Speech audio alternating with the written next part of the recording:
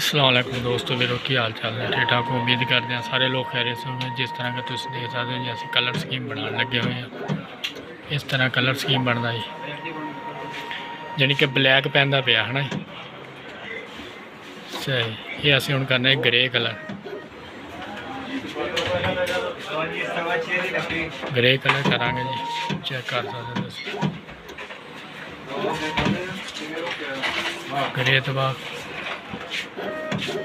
पीला पीला पीला ये जानी कि हुण मिक्स हो गया है ना।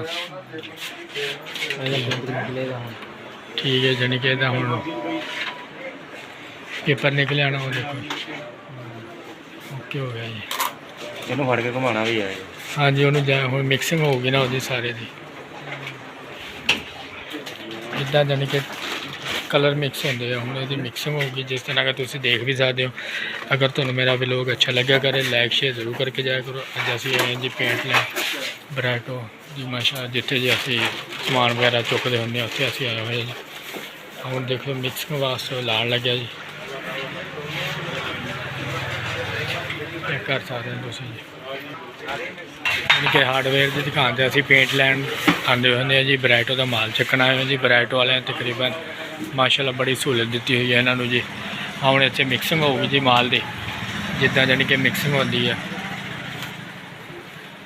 माल की मिक्सिंग करके जी फिर सानू इन्होंने रेडी कर देना माल जी। इतने जानी कि हमने रखने बाल्टी चेक कर सकते हो।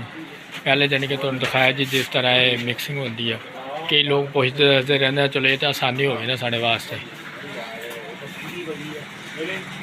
हाँ ज़रा ज़रा जानी कि इन्हें पूरा मिक्स कर देना, मिक्स करके सानू फिर मिल जाएगी। और देखो स्टार्टिंग कर दी है, 1 मिनट तो पहले उन्हें मिक्सिंग कर देनी मशीन ने।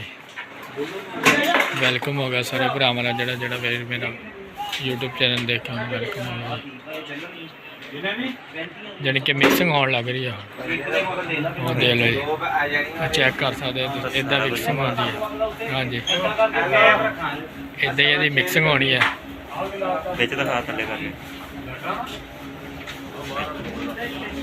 हाँ दे लो तुम बाल्टी में किन्ने गेड़े खा ले।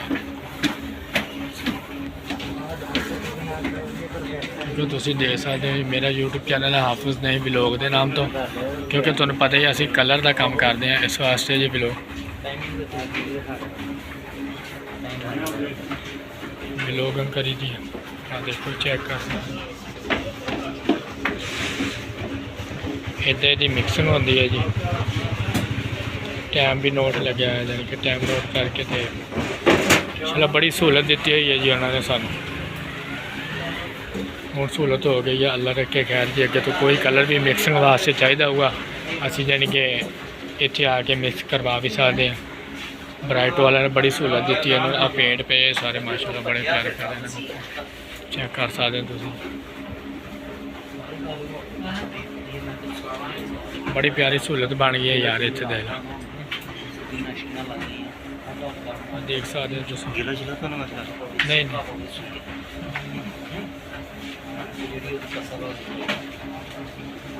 क्योंकि जिस तरह का तुम मेरा यूट्यूब चैनल अगे भी देखते हैं, अज भी तुम्हें मैं जी जानी कि पेंट लैन वास्ते आया सी जी। वो फिर असी कलर ग्रे करना सी, ग्रे कलर का अस क्या भी थोड़ा मिक्सिंग कर दो, उन्हें मिक्सिंग करके सानू बना के तैयार करके देंगे जी। जानी कि साढ़े वास्ते बड़ी सहूलत हो गई है इस चीज़ की।